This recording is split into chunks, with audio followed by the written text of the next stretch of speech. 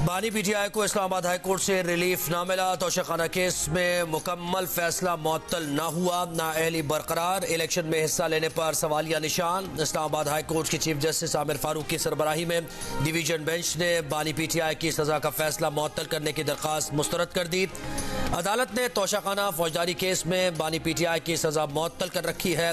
बानी पीटीआई ने नाअहली खत्म कराने के लिए मुकम्मल फैसला मुअत्तल करने की दरख्वास्त की थी।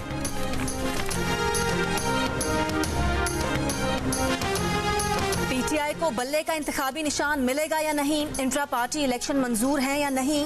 पीटीआई को पेशावर हाई कोर्ट से कोई रिलीफ ना मिला। अदालत का इलेक्शन कमीशन को कल तक कानून के मुताबिक फैसला करने का हुक्म।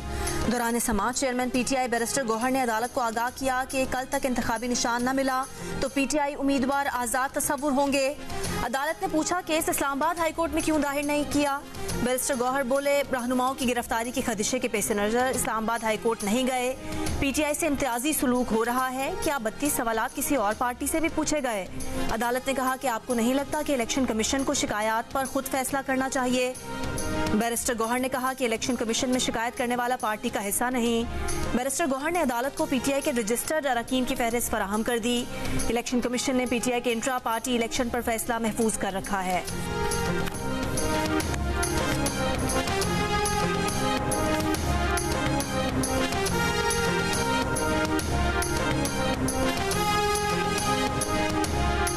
कल नॉमिनेशन पेपर फाइल करने की आखिरी तारीख है, इसलिए बहुत बड़ा खदशा होगा कि हमारे सारे कैंडिडेट वो इंडिपेंडेंट बन जाएंगे, जिससे आईनी तौर पर जो जमहूरी हुकूमत बनेगी या जमहूरियत का तकाजा है वो पूरा नहीं होगा, बल्कि हार्स ट्रेडिंग शुरू होगी।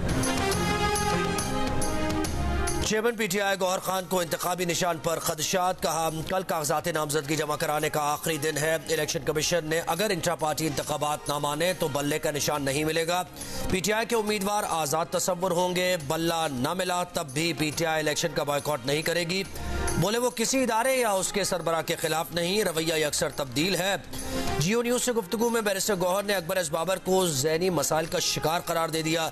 कहा, वो कैसे पीटीआई के रुकन हो सकते हैं। उन्होंने हर वो काम किया जो पार्टी की बदनामी का बायस बने।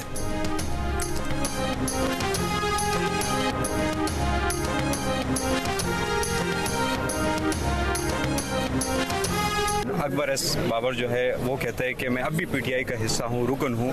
मैं समझता हूँ उसका कोई मेंटल कंडीशन ही है। कैसे वो मेंबर है, कैसे वो बानी हो गया तो हमेशा के लिए होगा कि पार्टी का कोई बंदा हमेशा मेंबर होता है। पीपल्स पार्टी के चेयरमैन बिलावल भुट्टो जरदारी ने कहा है कि नफरत और तकसीम की सियासत उरूज पर है, हमें इस बुखार को तोड़ना पड़ेगा।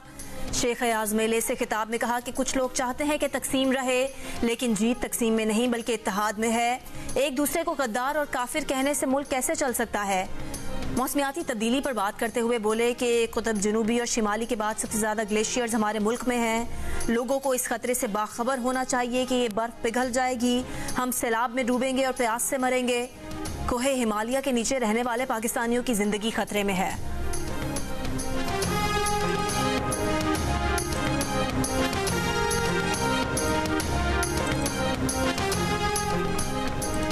मुस्लिम लीग नून के कायद नवाज शरीफ ने कहा है कि पाकिस्तान की अक़लियतें मुल्क का कीमती असासा हैं। कौन मुस्लिम है और कौन गैर मुस्लिम है, हमने कभी कोई इम्तियाज़ नहीं किया। अक़लियतों की मखसूस नशिस्तों के पार्टी उम्मीदवारों से खिताब में कहा, कौमी लीडर्स के सामने पूरी कौम होती है, उनके लिए सब बराबर हैं। जंगों में भी अक़लियती बरादरी के लोगों ने कुर्बानियाँ दी।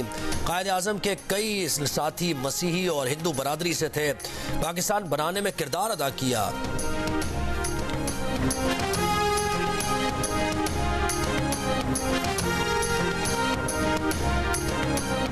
लेवल प्लेइंग फील्ड फराहम करने के लिए पीटीआई की सुप्रीम कोर्ट में दरख्वास्त।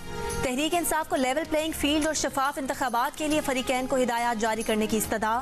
दरख्वास्त में कहा गया है कि पीटीआई के उम्मीदवारों से कागजात नामजदगी छीने जा रहे हैं, हिरासा किया जा रहा है। पीटीआई को इंतखाबात में हिस्सा लेने का मुसावी हक दिया जाए।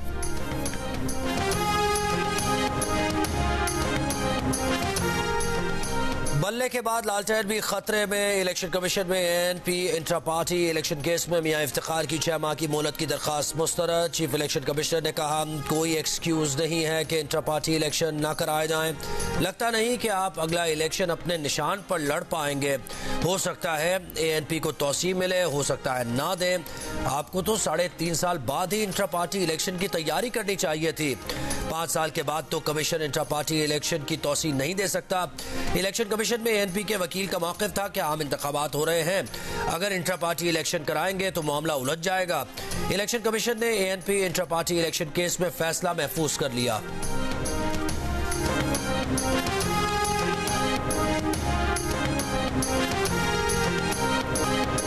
पाकिस्तान के सीनियर क्रिकेटर बाबर आजम और मोहम्मद रिजवान न्यूजीलैंड के खिलाफ T20 सीरीज के 5 में से 3 मैच खेलेंगे, 2 में आराम करेंगे। 5 मैचेस में आराम करने की ख्वाहिश मुस्तरद।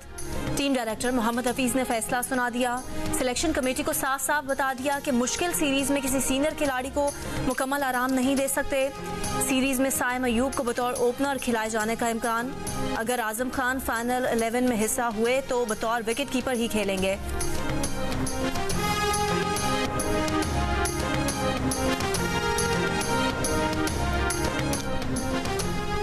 प्रॉपर्टी के डीसी रेट को मार्केट रेट के 85% के करीब लाया जाएगा, जबकि विफाक और सूबों में अलग अलग जीएसटी रिटर्न की जाए। एक रिटर्न फाइल होगा। पाकिस्तान में $25 करोड़ कर्जे के लिए वर्ल्ड बैंक के जीएसटी रिफॉर्म्स समेत दीगर शराइत मान ली गई। प्रॉपर्टी के डीसी रेट में तब्दीली के फैसले पर अगले माली साल से अमल दरामद होगा।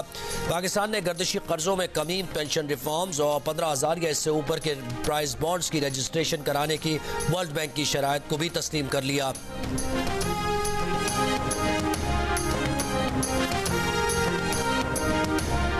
साइफर केस में इन कैमरा ट्रायल के खिलाफ बानी पीटीआई की दरख्वास्त पर इस्लामाबाद हाई कोर्ट में समाअत। पीटीआई के वकील सलमान अकरम राजा ने कहा कि समाअत में शिरकत करने वालों को पाबंद बनाया गया है कि अदालती कार्रवाई से मुतालिक बात नहीं कर सकते। अदालत ने पूछा क्या ये भी नहीं बता सकते कि फर्द जुर्म आयद हो गई। वकील बोले बिल्कुल अदालत ने मना किया है। मीडिया और सोशल मीडिया पर साइफर केस की कार्रवाई शाया करने की पाबंदी लगाई गई है। खुसूसी अदालत का कहना है कि रिपोर्टिंग से दोस्त ममालिक के साथ ताल्लुकात पर असर पड़ सकता है। सिंगल बेंच की जानिब से 4 हफ्तों में ट्रायल मुकम्मल करने की डायरेक्शन पर जस्टिस मियां गुल हसन औरंगजेब का हैरानी का इजहार। एडिशनल अटॉर्नी जनरल से इस्तफसार किया कि क्या ये सच है कि 4 हफ्ते का वक्त दिया गया है। 4 हफ्तों का वक्त तो हम आम से केसेस में भी नहीं देते। मजीद समाअत कल तक मुलतवी।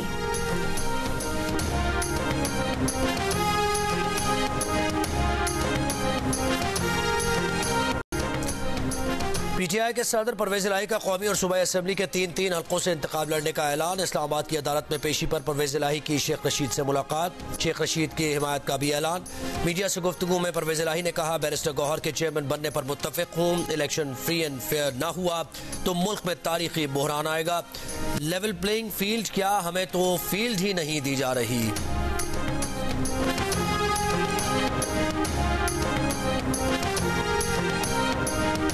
MQM और JUI के बाद नून लीग और बलोचिस्तान अवामी पार्टी की भी कागजात नामजदगी जमा कराने के लिए 2 रोज की तौसी की दरख्वास्त। इसहाक डार ने इलेक्शन कमीशन को मरासले में कहा कि कागजात नामजदगी जमा कराने के लिए सिर्फ 3 दिन दिए गए। दस्तावेजात मुकम्मल करने के लिए वक्त दरकार होता है। बलोचिस्तान अवामी पार्टी के पार्लिमानी लीडर मंजूर काकर ने मरासले में कहा कि दस्तावेजात पूरी न होने पर कागजात नामजदगी मुस्तरद हो सकते हैं। पोलिंग तारीख तब्दील किए बगैर इलेक्शन शेड्यूल में तरमीम की जाए।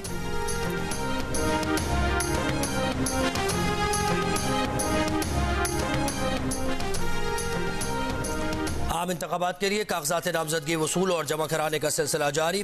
NA-53 से साबिक वजीर दाखिला चौधरी निसार के कागजात नामजदगी जमा करा दिए गए। NA-100 से नून लीग के राना सनाउल्लाह के कागजात जमा करा दिए गए। इस्तेकाम पाकिस्तान पार्टी के रहनुमा हुमायूं अख्तर खान के कागजात नामजदगी NA-97 पर जमा कराए गए। तर्जुमान IPP फैयाजुल हसन चौहान ने PP-17 रावलपिंडी से कागजात नामजदगी जमा करा दिए। NA-64 से परवेज इलाही की एहलिया और चौधरी सालेक के कागजात जमा कराए गए। नून लीग सिंध के सदर बशीर मेमन ने NA-216 से कागजात हासिल कर लिए। इस्तेकाम पाकिस्तान पार्टी के ओन चौधरी ने PP-105 समंदरी से कागजात नामजदगी हासिल किए। मुस्तफा नवाज खोकर ने बतौर आज़ाद उम्मीदवार NA-47 और 48 से कागजात जमा कराए। कहा कोई भी सियासी जमात मसाइल हल करने में संजीदा दिखाई नहीं देती। सियासी जमातों में लाडला बनने की रेस लगी हुई है।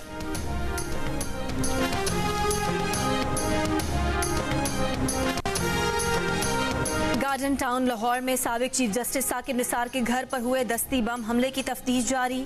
साबिक चीफ जस्टिस के घर सीसीटीवी कैमरे नहीं। तहकीकाती इदारों ने इलाके की 2 सीसीटीवी वीडियो हासिल कर ली। वीडियो में मोटरसाइकिल पर सवार 2 अफराद को आते जाते देखा जा सकता है। पुलिस जराये का कहना है कि साबिक चीफ जस्टिस की बहू हमले से 15 सेकंड पहले मुतासरा गाड़ी के करीब से गुजरी थी। साकिब निसार उसी कार पर चंद मिनट पहले डॉक्टर से चेकअप के बाद घर पहुंचे थे। फोरेंसिक टीम का हमले की जगह का मुआयना, शवाहिद जमा किए। दस्ती बम हमले का मुकदमा कांस्टेबल की मुद्दईयत में दर्ज। दहशतगर्दी और दीगर दफात शामिल।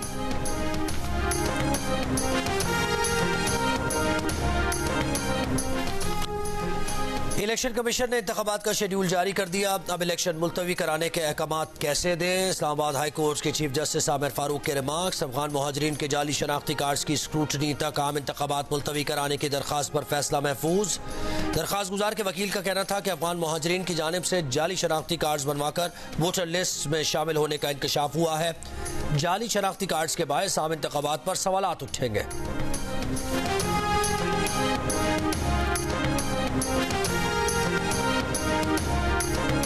साल 2024 के आगाज में बिजली के बिल कराची के बिजली सार्फिन पर बिजली बंद कर गिरेंगे। 1 यूनिट बिजली 7 रुपए 67 पैसे मजीद महंगी हो जाएगी। ये इजाफा सेमाही एडजस्टमेंट और सरचार्ज की मद में किया जा चुका है।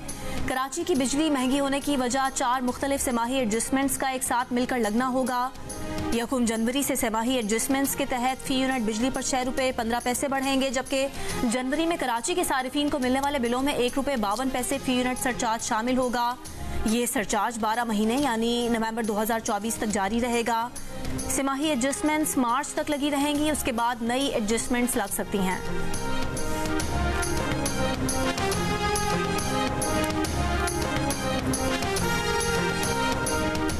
कराची में अगवा किए गए नौजवान मुश्तबा को वालिदा ने 12 लाख रुपए तावान देकर छुड़ाया। रिहाई के बाद अगवाकारों का मजीद 5 लाख रुपए का तकाजा। पुलिस की सच्चल गोच में कार्रवाई। 2 मुल्जिमान गिरफ्तार। 5 लाख रुपए और असलहा बरामद। बाकी के 7 लाख रुपए कहाँ गए अब तक पता न चल सका। पुलिस ने मुल्जिमान का पता तावान की अदायगी के बाद चलाया। गिरफ्तारी की तफसीलात भी सामने न आई।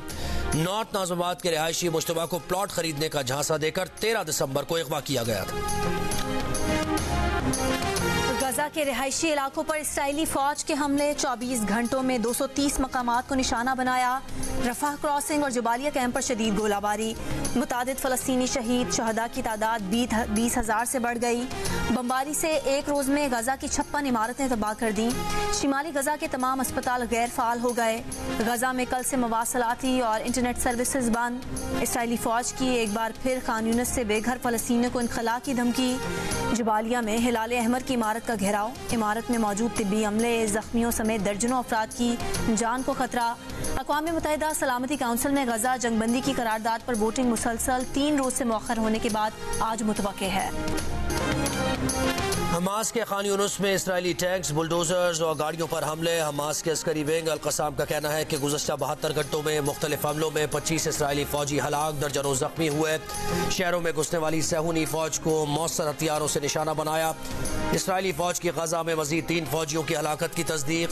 गजा में ज़मीनी ऑपरेशन में हलाक इसराइली फौजियों की तादाद 137 हो गई। हमास का तल अवीव में भी रॉकेटों से ताज़ा हमला।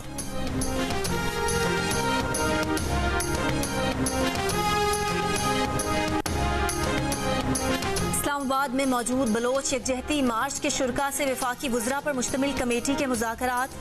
कमेटी में फवाद हसन फवाद, जमाल शाह, अनीक अहमद और मुर्तज़ा सोलंगी भी शामिल। हुकूमती कमेटी ने बलोच यकजहती कमेटी की शिकायत सुनी। तमाम तहफ़्फ़ुज़ात दूर करने की यकीन दहानी कराई। मुज़ाकरात के बाद गिरफ्तार एहतजाजी ख़वातीन की फौरी रिहाई का हुक्म दे दिया गया। इस्लामाबाद हाई कोर्ट में बलोच लॉन्ग मार्च के शुरा की गिरफ्तारियों और क्रैकडाउन के खिलाफ दरख्वास्त की समाअत। IG इस्लामाबाद ने कहा कि मुजाहिरीन के पास डंडे थे और उन्होंने पत्थर मारे, जिससे कुछ लोग जख्मी हुए। चीफ जस्टिस आमिर फारूक ने रिमार्क्स दिए कि ये पाकिस्तानी शहरी हैं और एहतजाज तो उनका आईनी हक है। किसी ने कोई दहशतगर्दी तो नहीं की। अदालत ने IG को हुक्म दिया कि कल तक बताएं कितने अफराद जुडिशल हुए, कितने गिरफ्तार हैं और कितने रिहा हुए।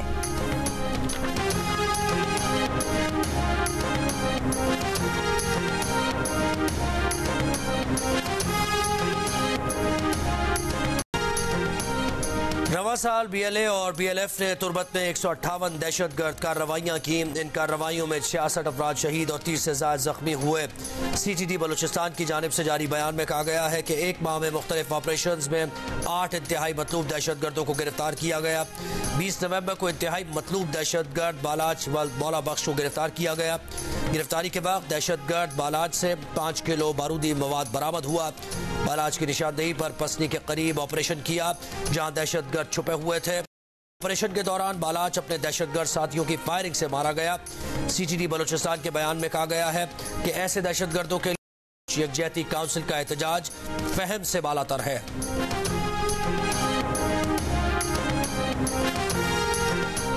मुराद सईद, हमाद असर, फरूख हबीब, अली अमीन गंडापुर, उमर अयूब, जुबैर न्याजी, जरताज गुल समेत PTI के 51 रहनुमाओं के नाकाबिले जमानत वारंट गिरफ्तारी जारी।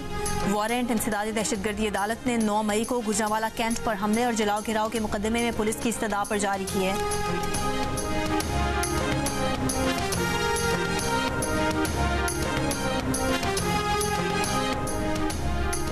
कराची और हैदराबाद समेत पूरे सिंध से पीपल्स पार्टी 99.9% नशिस्तें जीतेगी। शर्जील मेमन का बड़ा दावा, कहा सिंध में पीपल्स पार्टी का कोई मुकाबला नहीं है।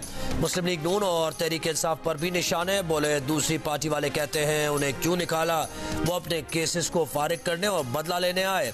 तहरीक इंसाफ की लीडरशिप अपने काले करतूतों की वजह से जेल में है। PTI का रहनुमा दबाव डलवा रहा है कि उसे बाहर भेजा जाए। बड़ी जमातों की बॉडी लैंग्वेज बता रही है कि इलेक्शन नहीं चाहते। सिवाय पीपल्स पार्टी के इलेक्शन से फरार होने के लिए तमाम जमातें कोशिश कर रही हैं।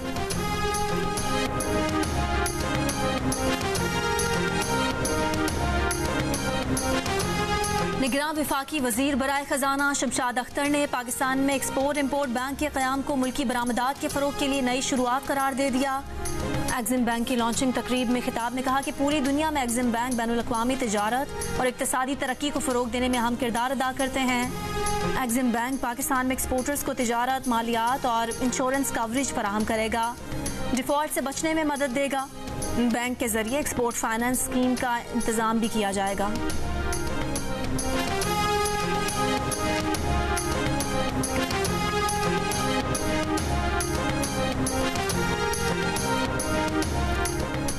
$5000 के असल नोट को कैसे पहचाने, स्टेट बैंक ने वीडियो जारी कर दी।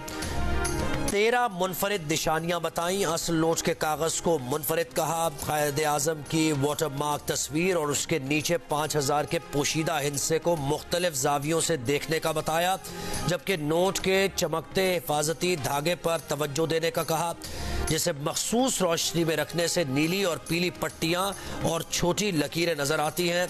हिफाजती धागे पर 5000 का हिस्सा भी दर्ज है। असल नोट पर पाकिस्तान का उभरा हुआ झंडा भी छपा है, जो मुख्तलिफ जावियों से देखने पर रंग बदलता है। स्टेट बैंक के मुताबिक असल नोट में सामने की जानिब उभरी हुई छपाई है, जिसे कायदे आजम की शेरवानी, दाएं जानिब 5000 के हिस्से और दोनों जानिब उभरी हुई लकीरों पर हाथ से महसूस भी किया जा सकता है। अफगानिस्तान से अमरीकी फौज के इनखला के बाद केपी में दहशतगर्दी के वाकयात में इजाफा। 2021 से 2023 तक केपी में दहशतगर्दी के 1327 वाकयात हुए। अमरीकी फौज के इनखला से 3 साल कबल दहशतगर्दी के 449 वाकयात हुए थे। पुलिस की दस्तावेज के मुताबिक साल 2021 में 260, साल 2022 में 495 और रवां साल दहशतगर्दी के 572 वाकयात हुए। रवां साल दहशतगर्दी के सबसे ज्यादा 87 वाकयात DI खान में हुए हैं। कराची के गुजर नाला, औरंगी और महमूदाबाद नाले के मुतासरीन को मुआवजे की अदायगी का केस। सुप्रीम कोर्ट का सिंध हुकूमत की 2 तजावीज़ पर गौर करके मामला हल करने का हुक्म। 15 दिन में रिपोर्ट तलब कर ली। सिंध हुकूमत की पहली तजवीज़ में 80 गज का प्लॉट और तामीर के पैसे, जबकि दूसरी तजवीज़ में 80 गज का बना बनाया घर देना शामिल है। जस्टिस इरफान सादत ने रिमार्क्स के लिए गाने के इन बोल का सहारा लिया कि चले तो कट ही जाएगा सफ़र आहिस्ता आहिस्ता। सिंध हाई कोर्ट ने टेक्सटाइल सनत के लिए गैस की कीमत बढ़ाने का SSGC का नोटिफिकेशन मुअत्तल कर दिया। SSGC और वफाकी हुकूमत को नोटिस। अदालत की टेक्सटाइल सनतों को इजाफी बिल नाज़िर सिंध हाई कोर्ट के पास जमा कराने की हिदायत। रिमार्क्स दिए कि हुक्म इम्तना उन सनतों के लिए है जो 7 रोज में इजाफी रकम नाज़िर सिंध हाई कोर्ट के पास जमा कराएंगी। इजाफी रकम जमा ना कराने पर हुक्म इम्तना खत्म हो जाएगा। दरख्वास्तों पर फैसले तक बिलों की इजाफी रकम नाज़िर सिंध हाई कोर्ट के पास जमा रहेगी। भावलपुर में शेरों के हमले में नौजवान की हलाकत के बाद चिड़ियाघर इंतजामिया के खिलाफ दरखास्त दायर। चिड़ियाघर इंतजामिया पर बेहिसी और अदम तवज्जुही का इल्जाम। Lahore high court Bahawalpur bench ने दरखास्त समाअत के लिए मंजूर करते हुए क्यूरेटर, चीफ सेक्रेटरी पंजाब और RPO भावलपुर से 15 रोज में रिपोर्ट तलब कर ली। आज रवां साल का सबसे छोटा दिन और तवील तरीन रात। महकमा मौसमियात के मुताबिक आज दिन का दौरानिया 10 घंटे से ज्यादा होगा, जबकि रात 14 घंटे की होगी।